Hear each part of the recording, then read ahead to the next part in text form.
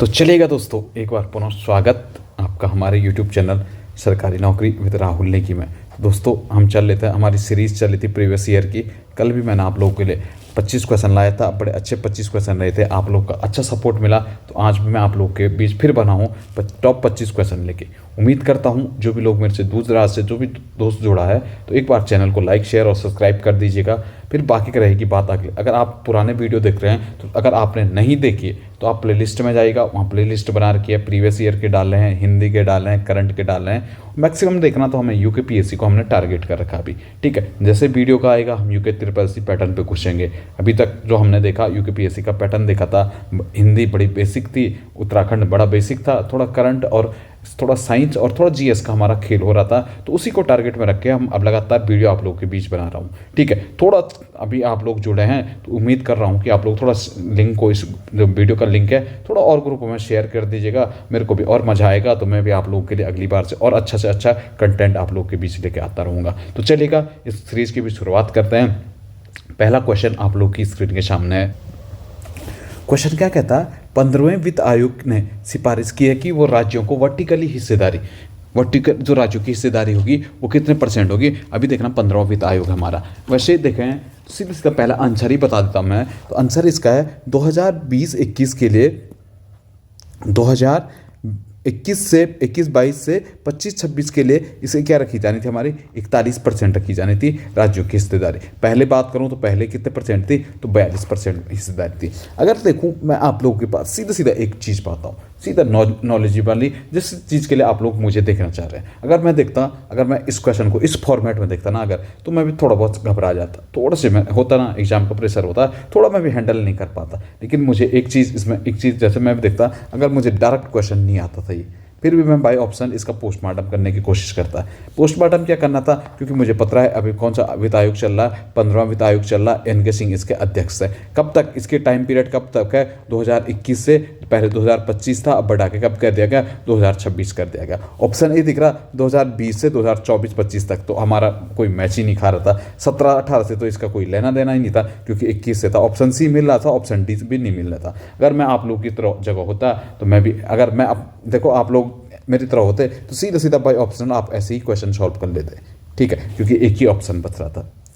Exam hall में जाओगे तो वहाँ पे भी सीधा ऐसे ही होगा, कई क्वेश्चन डायरेक्ट हो रहे होंगे, बस थोड़ा सा दिमाग घुमाना है, थोड़ा से लॉजिक लगाना है, बाय ऑप्शनल चलना है आपको। अगर क्वेश्चन नहीं भी आएंगे, उम्मीद रखेगी कि आप थोड़ा 90+ अटैम्प्ट अपना जरूर रखिएगा।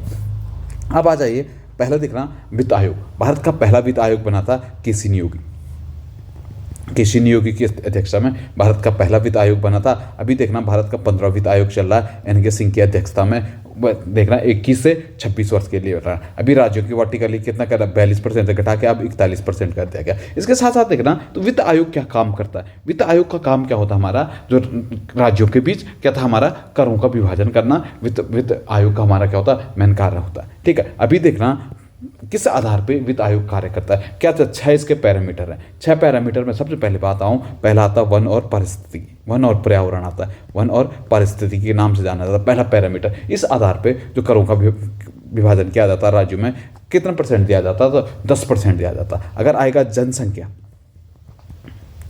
जनसंख्या प्लस क्षेत्रफल, जनसंख्या और क्षेत्रफल के हिसाब से कितना परसेंट दिया जाता, तो 15% दिया जाता, ठीक है। अगर आएगा आय अंतर, आय में अगर ज़्यादा ही अंतर आ रहा है तो आय अंतर के आधार पर कितना परसेंट दिया जाता, तो 45% अनुदान दिया जाता है, ठीक है। अगर आएगा जनसांख्यिकी प्रतिशत, तो जनसांख्यिकी प्रतिशत के अंदर 12.5% का अनुदान दिया जाता है। और एक लास्ट आता है राजकोषीय प्रयासों के लिए कितना, तो 2.5% का अनुदान दिया जाता है। तो 6 ये पैरामीटर हैं वित्त आयोग के, ठीक है। अभी देखना उत्तराखंड में, देखना उत्तराखंड का पहला वित्तीय आयोग आर के धर की अध्यक्षता में बनता। अभी चल रहा 5वां आयोग उत्तराखंड में, राज्य 5वां वित्त आयोग चल रहा इंदु कुमार पांडे, ये नाम बड़ा याद रखना, इंदु कुमार पांडे का, ठीक है। बढ़ेगा अगले क्वेश्चन की ओर। अगला क्वेश्चन हम पे क्या कहता है, देखना भारत के गवर्नर जनरल की परिषद में प्रथम बार भारतीय सदस्य की नियुक्ति का प्रावधान किस अधिनियम में किया गया था। मोस्ट इंपॉर्टेंट रहेगा आपके लिए। तो जो इसका अनुसार आना था वो कब था, भारतीय परिषद अधिनियम 1909। ऐसे ही दूसरा नाम क्या मिलता, मार्ले मिंटो सुधार। ब्रिटिश कालीन में जो सब अधिनियमों में जो सबसे कम टाइम पीरियड तक चला था वो यही अधिनियम था, 1909 से 1919 तक। 1909 के अधिनियम में क्या होता, गवर्नर जनरल के भारतीय सदस्य को कार्यकारी परिषद में नामित करने की अनुमति जाती थी, जिसके बाद एसपी सिन्हा क्या थे, पहली बार क्या चाहते, मनोनीत होकर जाते। लॉर्ड सत्येंद्र प्रसाद सिन्हा प्रथम ब्रिटिश कालीन मुख्य के वकील थे और राजनेता भी थे, ठीक है, तो ये चुन के जाते हैं। इसके बाद आपने अभी मैंने वो जलियांवाला बाग हत्याकांड किया था, उसमें आपने एक नाम सुना था, कौन था, शंकर नारायण। बाद में शंकर नारायण भी यहीं से चुन के जाते हैं, लास्ट में यही शंकर नारायण के गवर्नर जनरल की कार्यपालिका से, कार्यकारिणी से क्या दे देते हैं, इस्तीफा दे देते हैं। अगर आप लोग यहाँ पे कंफ्यूज हो रहे हैं ना थोड़ा, 1861 के अधिनियम में, 1861 के अधिनियम में आप कंफ्यूज हो रहे हैं, तो इसका कारण भी है, क्यों ना आप कंफ्यूज हो जाए। तो बताइए 1861 में भी कुछ काम दिया गया था भारतीयों के लिए, तो आप बताइएगा तो 1861 में क्या काम था, फटक से बताइएगा जल्दी से, 1861 के अधिनियम में क्या काम दिया गया था। चलो मैं ही बता देता हूँ। 1800 अगर आप लोगों ने 1861 मारा है तो वहाँ पे बताऊँ क्या था, वहाँ पे था किस अधिनियम में पहली बार भारतीयों के लिए अपने देश के प्रशासन का कुछ हिस्सा, देश के प्रशासन के कुछ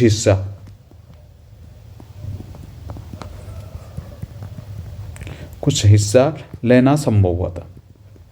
तो कब हुआ था, तो 1861 के अधिनियम में, ठीक है। इसी में क्या अध्यादेश जारी करने की शक्ति दी गई थी। यहीं पे आप सबसे ज़्यादा कंफ्यूज थे, यहीं पे क्या था, 1861 में क्या था, कुछ हिस्सा लेना संभव हुआ था। लेकिन प्रथम बार मनोनीत कब हुआ था, 1909 के अधिनियम मार्ले मिंटो सुधार, इसी में हमने क्या सांप्रदायिक निर्वाचन दिया था। ऑप्शन सी दिख रहा आपको, 1919 का अधिनियम, इसमें क्या था, दोहरा शासन, ठीक है। द्वैध शासन किसमें लागू किया गया था, 1919 में, ठीक है। शक्तियों का विकेंद्रीकरण भी किसमें किया गया था, 1919। द्वैध शासन बताइए, द्वैध शासन भारत में कहाँ से लिया गया, तो यह एक बुक आती है 2R की बुक आती है कार्टियस लिनियर्स की, 2R की बुक, इन्हीं में इन्होंने क्या दोहरे शासन की बात की थी, ठीक है। बढ़ेगा अगले क्वेश्चन की ओर। अगला क्वेश्चन हम पे क्या कहता है, मई 2022 में बंगाल की खाड़ी में आए चक्रवात तूफान का नाम क्या था। मई 2022 में एक खतरनाक तूफान बंगाल की खाड़ी टकराया था, इस तूफान का नाम था हम पे क्या, आसानी के नाम से इसे जाना जाता था। इसके साथ साथ आपने देखा कि एक हमारा मन्नार की खाड़ी या हम कहते हैं पश्चिमी घाट पर एक खतरनाक तूफान टकराया था। हमने NDRF बताया था कि बहुत तेज है, लेकिन आया नहीं है, तब भी आया था ताउक्ते के नाम से जाना जाता था। ताउक्ते चक्रवात टकराया था हमारा पश्चिमी घाट पर, ठीक है।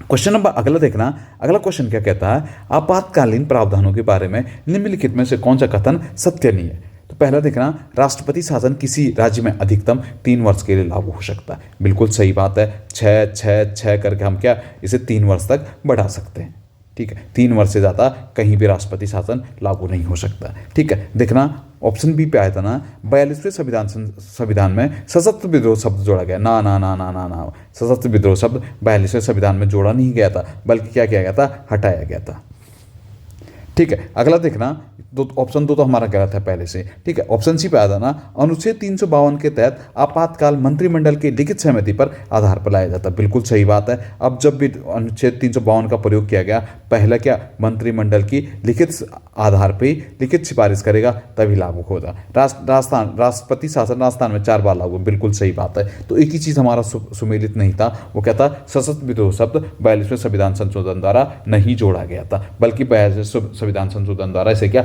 हटा दिया गया था। अगला क्वेश्चन देखना, अगला क्वेश्चन क्या कहता है हम पे, निम्नलिखित में से कौन सा शब्द सुमेलित नहीं है। तो बताना था हमें कौन सा विकल्प हमारा सुमेलित नहीं था। देखना पुलिकट झील हमारा कर्नाटक, ना ये तो ये हमारा पटवारी में आ गया, वहाँ पे लीक हो गया था। पुलिकट झील हमारा कर्नाटक नहीं था, बल्कि क्या था, तमिलनाडु प्लस आंध्र प्रदेश के मध्य हमारी पुलिकट लेक थी, ठीक है। भीमताल हमारा उत्तराखंड में, बिल्कुल सही बात है। भीमताल हुआ, नैनीताल हुआ, नौकुचिया ताल हुआ, नल दमयंती ताल हुआ, ठीक है। सारे के सारे ताल हमारे कहाँ पे पड़ते हैं, हमारे नैनीताल के पास पड़ते हैं, ठीक है। एक आता है लोनार हमारे उल्कापिंड के कारण जिस झील का निर्माण हुआ, तो लोनार झील कहाँ पे, हमारी महाराष्ट्र में। उड़ीसा चिल्का झील हमारी कहाँ पे, उड़ीसा में। सबसे सॉल्टी लेक हमारी कौन सी, चिल्का। इसके साथ आपने पेंगयोंग झील देखा था, पेंगयोंग झील हमारी हमारी कहाँ पे लद्दाख में पड़ती है। लद्दाख ट्रिप पे जाते हैं ना जब दोस्त लोग बुलेट में, तो वो डालते हैं ना पैंगोंग झील की पैंगोंग लेक की, ठीक है। इसके साथ साथ आपने देखना पलामू झील, फिर पलामू कह रहा मैं, मणिपुर में पड़ती है हमारी लोकटक झील।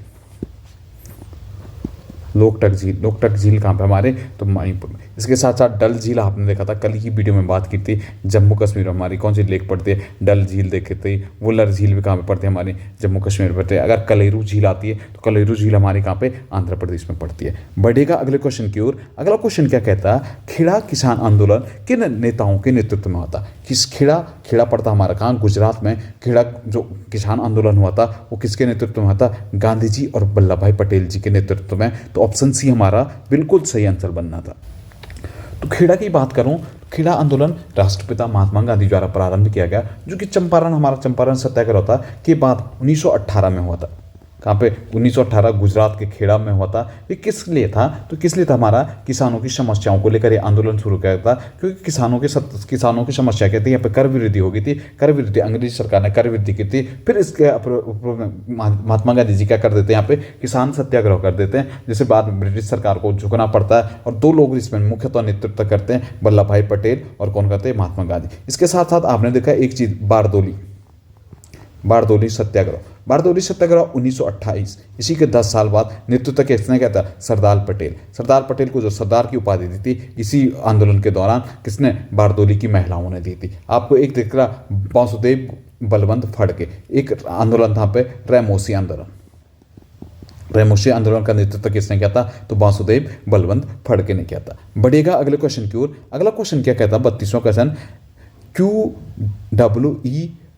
QWERTY के संदर्भ में प्रयोग किया जाता है। क्वेट्री हमारा क्या होता है, तो क्वेट्री हमारा एक कीबोर्ड होता है, कीबोर्ड का प्रकार होता है। वैसे मुख्यतः देखो तो कीबोर्ड हम पे 3 प्रकार के कीबोर्ड मिलते हैं, ठीक है। 3 प्रकार के में, एक तो आपने क्वेट्री देख लिया था, दूसरा हम पे क्या आता है, AZERTY,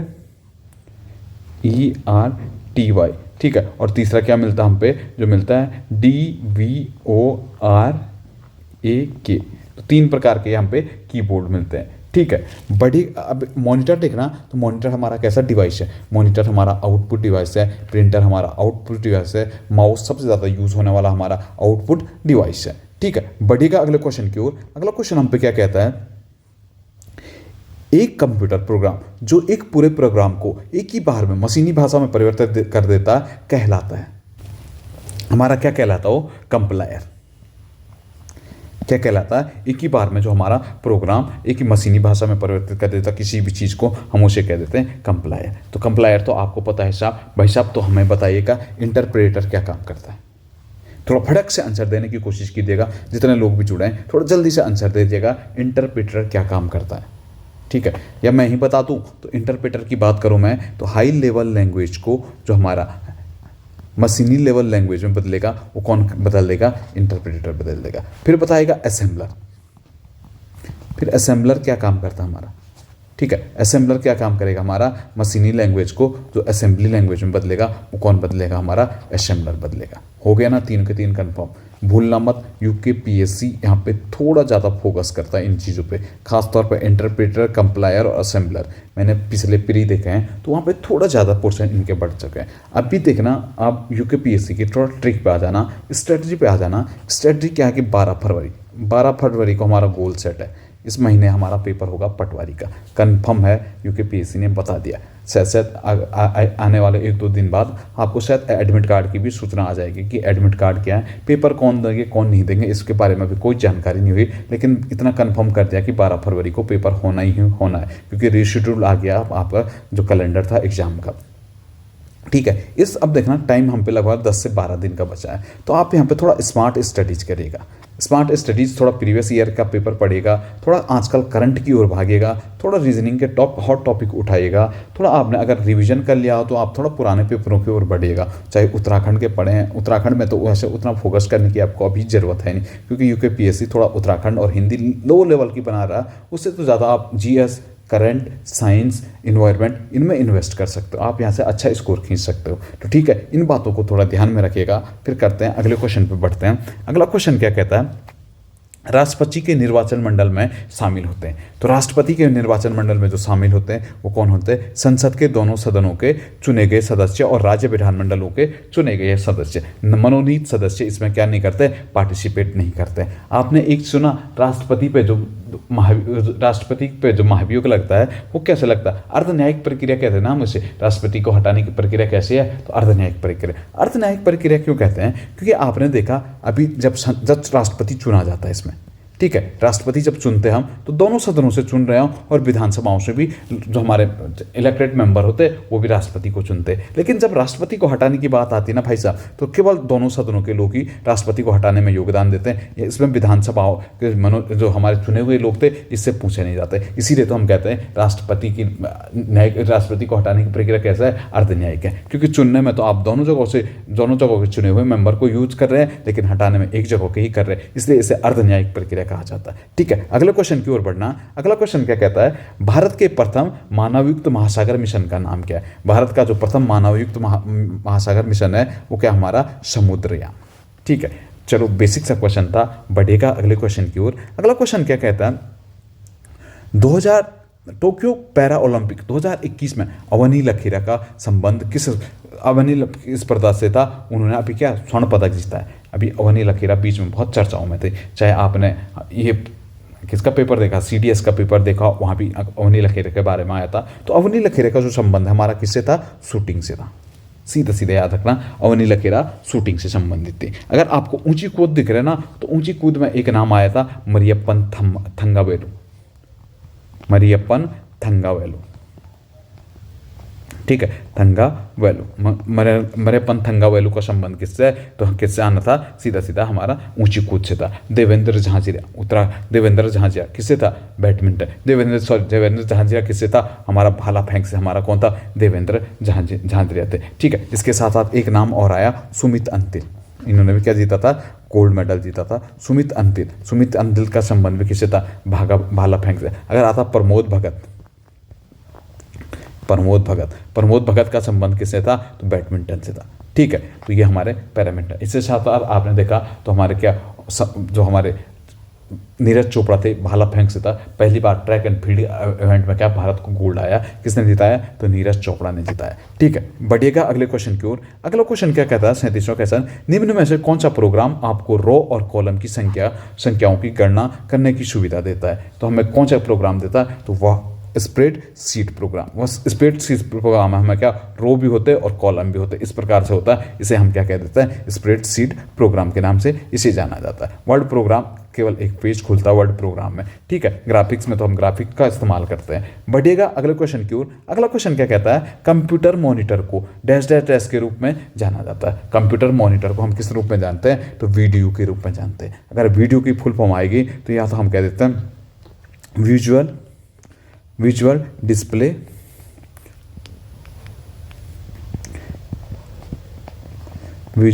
डिस्प्ले यूनिट, या हम इसे क्या कह देते हैं? Video display unit. ठीक है, इसके साथ साथ आपको जो थोड़ा फुल फॉर्म आएगी, एक आएगा हम पे, एक आता CCTV। ऑप्शन सी दिख रहा, CCTV की फुल फॉर्म क्या आएगी? तो आएगा क्लोज सर्किट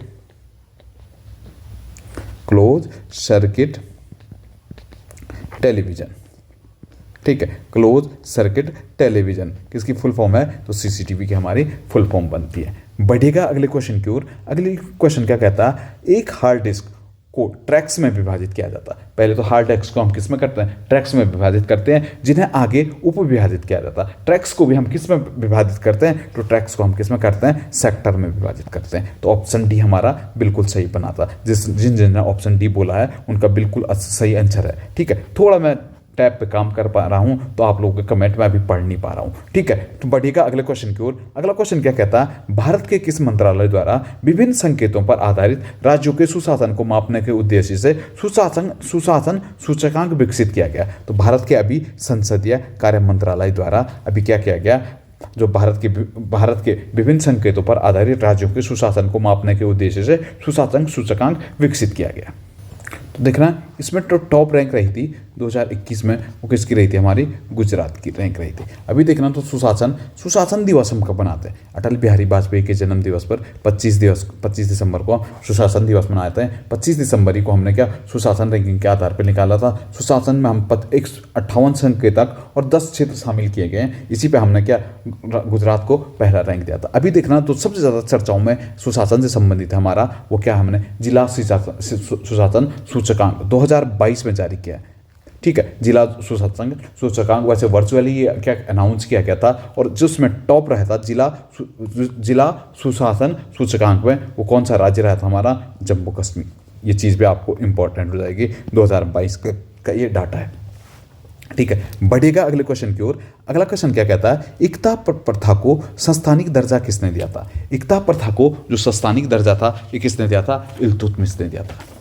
तो ऑप्शन बी हमारा बिल्कुल सही आंसर बनना था, इल्तुतमिश। ठीक है, इसके बाद अलाउद्दीन खिलजी ने इसे क्या कहता है, खत्म किया था। फिर फिरोज शाह तुगलक द्वारा इसे क्या किया गया, फिर शुरू किया गया था। ठीक है, अलाउद्दीन खिलजी की बात करूं तो सबसे पहले अलाउद्दीन खिलजी पे आ जाओ। अलाउद्दीन खिलजी ने देखो, अलाउद्दीन खिलजी के टाइम पीरियड क्या मंगोल आक्रमण सबसे ज़्यादा हुए थे। मंगोल आक्रमणों से बचने के लिए अलाउद्दीन खिलजी ने एक बड़ी सेना बना दी थी। और सेना बड़ी बनानी थी तो बड़ी बनाने के लिए अलाउद्दीन खिलजी नगद वेतन देना शुरू करता है। ठीक है, नगद वेतन देने की प्रथा किसने की थी, तो अलाउद्दीन खिलजी ने शुरू की थी। बाजार नियंत्रण प्रणाली भी किसने की थी, अलाउद्दीन खिलजी ने शुरू की थी। ठीक है, बलबन के टाइम पे देखा था आपने एक नरोज का उत्सव शुरू हुआ था। ठीक है, रक्त और लोह की नीति किसने अपनाई थी, तो बलबन ने अपनाई थी। ठीक है, बढ़ेगा अगले क्वेश्चन की ओर। अगला क्वेश्चन क्या कहता है, निम्न में से कौन सा राजवंशों का सही क्रम था। ठीक है, हमें बताना था कौन से राजवंश का सही क्रम ये था। ठीक है, तो पहला देखना हमने, तो पहला हम पे कौन सा आता है, नंद राजवंश आता है। नंद के बाद कौन सा आता, नंद में देखना हमने महापद्मी नंद था, फिर घनानंद आया, फिर कौन सा आया, चंद्रगुप्त मौर्य आए। मौर्य के बाद कौन सा आए, कुषाण आए थे। कुषाण के बाद हमारे श्रीगुप्त था। तो ऑप्शन सी हमारा बिल्कुल सही आंसर था। अगर नहीं भी आ रहा तो आप भाई ट्रिक कर सकते हैं। आपने क्या लिखना था, हसीना मासूक सी। होगी ना आप में से कई लोगों की हसीना बड़ी मासूक सी। तो बताओ हसीना मासूक सी का मतलब देखना, तो सबसे पहला हमारा क्या था, हर्यक वंश। ठीक है, पहला कौन सा था, हर्यक वंश था। ठीक है, फिर सी से देखना तो हमारा कौन सा, शिशुनाग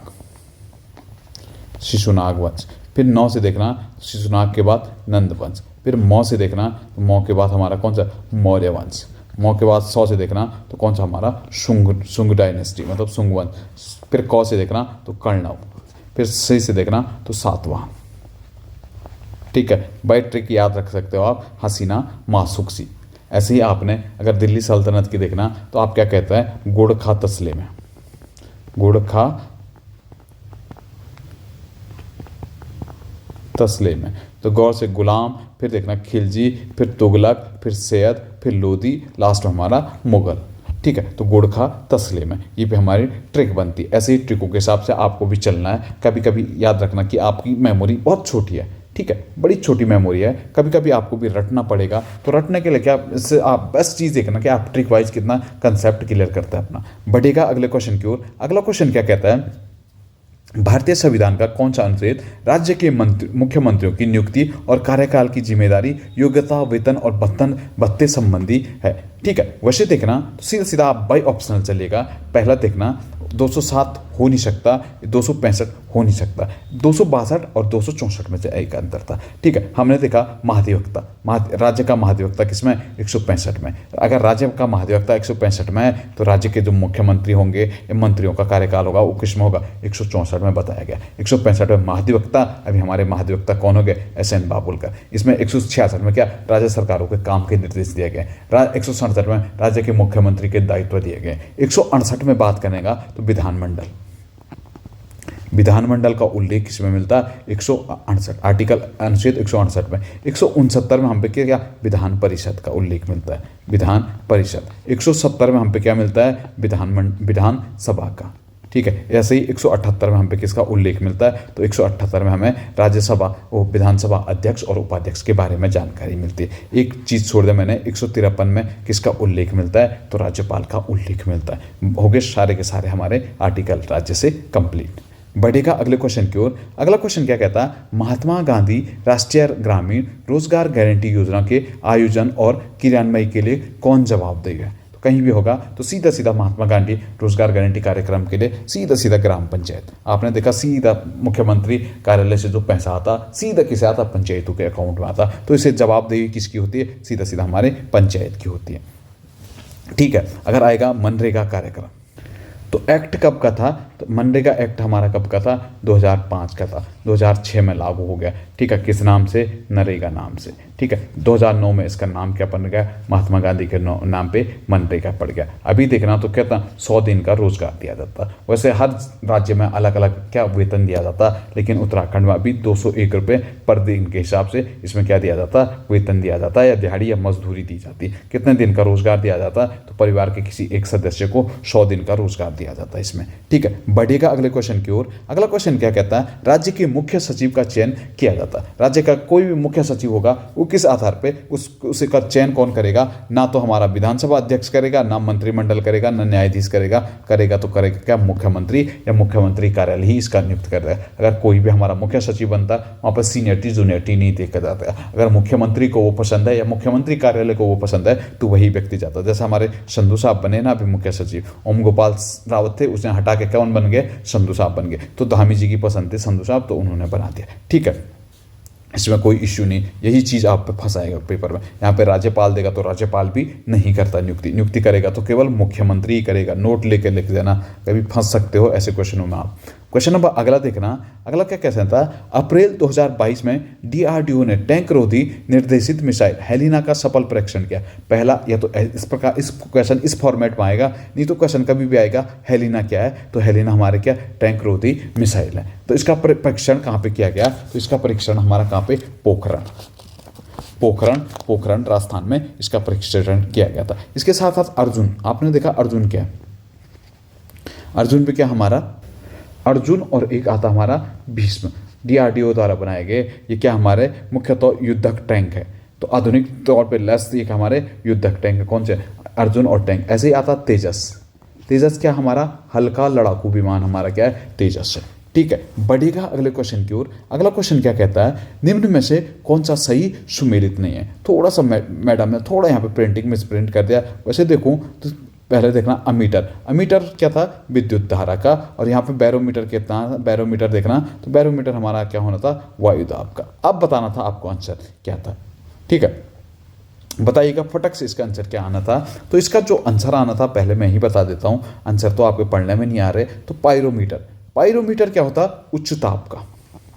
उच्च ताप मापने के लिए हम किसका प्रयोग करते हैं? पायरोमीटर का। बाकी देखना अमीटर विद्युत धारा को मापता है। ठीक है, एम्पियर में मापता है। ठीक है, एनीमोमीटर वायु का वेग को मापता है। बैरोमीटर क्या मापता है? हमारा वायु दाब को मिलता है। हाइग्रोमीटर क्या मापता है? हमारी आर्द्रता को मापता है। ठीक है, तो बिल्कुल सही आंसर बनना था हमारा पायरोमीटर वर्षा की मात्रा हम किस में मानते हैं? रेन गेज में मारते हैं, या हिंदी में कहें तो वर्षा मापी में मापते हैं। जबकि पायरोमीटर हमारा क्या मापना था? उच्च ताप मापना था। बढ़ेगा अगले क्वेश्चन की ओर। अगला क्वेश्चन हम पे क्या कहता है? 48वां क्वेश्चन, लौंग जो आमतौर पर इस्तेमाल किया जाने वाला मसाला है किससे प्राप्त होता है? तो लौंग हमें क्या होता है? फूल की कली से हमारा लौंग प्राप्त किया जाता है।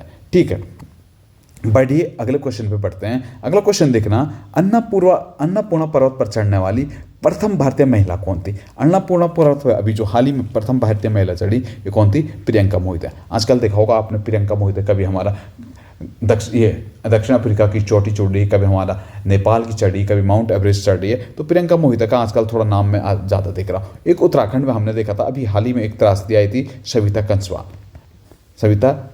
डीकेडी का डांडा, डीकेडी कहते हैं द्रौपदी का डांडा एवलॉन्च आया था जिस कारण इनकी क्या हो गई थी? मृत्यु हो गई थी। तो थोड़ा यूकेपीएससी करंट के हिसाब से सविता कंसवाल हम पे इंपॉर्टेंट हो जाएगा। पूछेगा सविता कंसवाल किस क्षेत्र से संबंधित थी? तो पर्वतारोहण से हमारी सविता कंसवाल संबंधित थी। या आएगा सविता कंसवाल जी की मृत्यु किस हादसे में हुई? तो क्या द्रौपदी के डांडे में एवलॉन्च आने के कारण इनकी क्या हुई? मृत्यु हुई थी। बढ़ेगा अगले क्वेश्चन की ओर। और आज का अंतिम क्वेश्चन हम पे क्या कहता है, निम्नलिखित में से किस स्थान पर प्रथम जैन परिषद या प्रथम जैन सम्मेलन हुआ था? तो हमारा किस में हुआ था? पाटलिपुत्र में। ठीक है, कभी जैन परिषद पे अगर नहीं आ रहा तो पब से याद रखना। ठीक है, पहला पाटलिपुत्र और दूसरा कहाँ पे हुआ था? हमारा वैशाली में हुआ था। तो ये था दोस्तों हमारा जो सीरीज शुरू की है उसका दूसरा पार्ट उम्मीद करता हूँ आप लोगों को बड़ा अच्छा लगा होगा। ठीक है, जितने भी लोग नए जुड़े हैं, एक तो चैनल को पहले सबसे पहले आएगा, अंगूठा दिखाइएगा, अपना लाइक शेयर कीजिएगा। अच्छा लगता है अगर आप लोग का कमेंट आया, आप लोग का सपोर्ट मेरे को मिलता है, तो मैं लगातार आप लोगों के लिए बीच बना रहूँगा। अच्छा कंटेंट देने की मैं आप लोगों को कोशिश कर रहा हूँ। उम्मीद करता हूँ कि अगर मेरे पढ़ाई से कुछ भी अच्छा आता तो आप लोगों का भला हो जाए, यही चीज़ की मैं उम्मीद करूँगा। उम्मीद है जल्दी आप लोगों से मुलाकात होगी। तब तक के लिए बहुत बहुत धन्यवाद दोस्तों।